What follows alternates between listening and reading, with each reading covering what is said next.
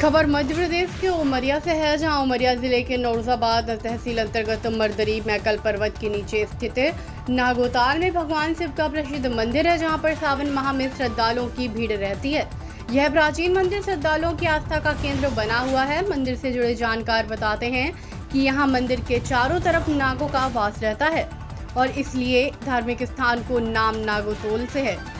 मंदिर से जुड़े जानकार श्रद्धालुओं ने मंदिर के इतिहास के बारे में बताया कि नागोतोल शिवालय पांडवकालीन है, जब पांडवों का वनवास हुआ था और अपने अज्ञातवास के दौरान वे इसी मार्ग से विराट नगरी जा रहे थे। यहाँ कुछ देर रुककर पांडवों के द्वारा भगवान शिव की पूजा अर्चना कर स्थापना की गई थी। नागोताल धार्मिक स्थल में एक पानी का कुंड भी है, जिसका निर्माण पांडवों के द्वारा किया गया था।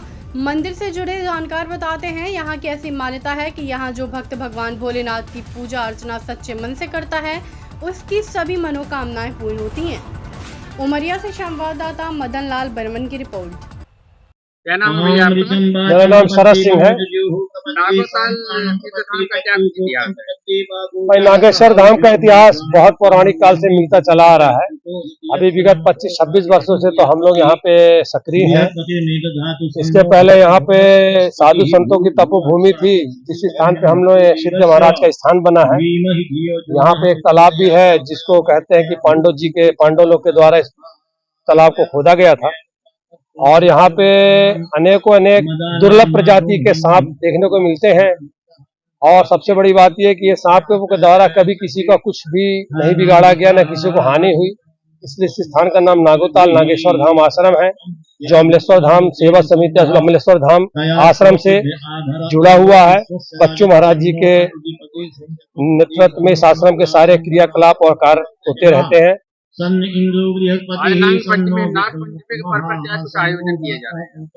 नाग पंचमी के पर्व पर कल दिनांक सवेरे 10 बजे यहाँ पे अखंड रामायण मानस पाठ बैठाया गया। और इस अखंड मानस के बाद आज सवेरे भगवान शिव शंकर जी का अभिषेक, जल अभिषेक, रुद्र अभिषेक, सारी पूजा अर्चना और हवन के पश्चात भंडारे का कार्यक्रम आयोजित होना है।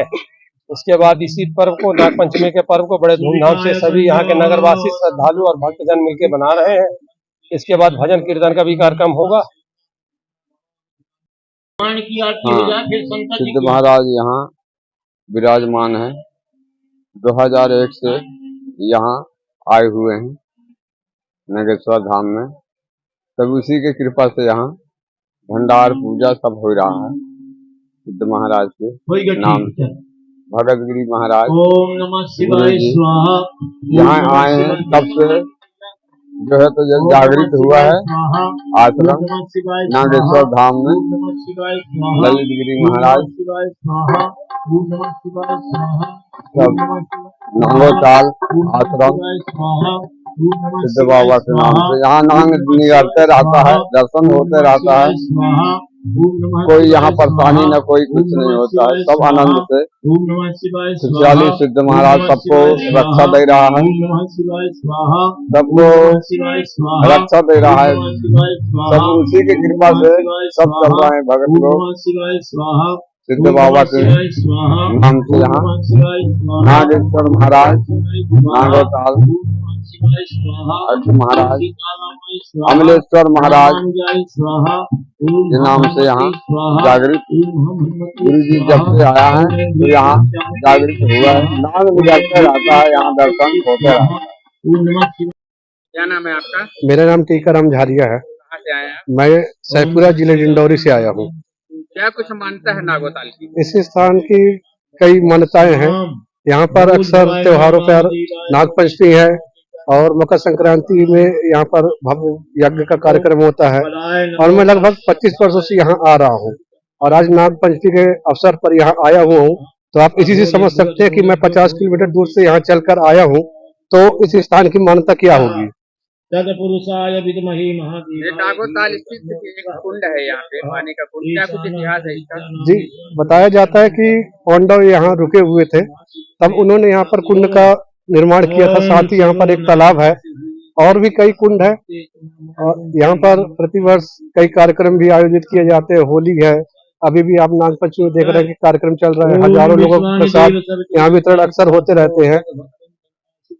नागोताल जैसे नाम से ही पता चल रहा है कि यहाँ पे पृथ्वी शांतिरापः क्या कभी नाग देवता के दर्शन होते हैं यहाँ पे? जी, मैं अपनी अगर बात करूं तो मैंने यहाँ पर सैकड़ों बार नाग देवता के दर्शन किए हैं और तरह तरह के नाग यहाँ पर देखे जाते हैं।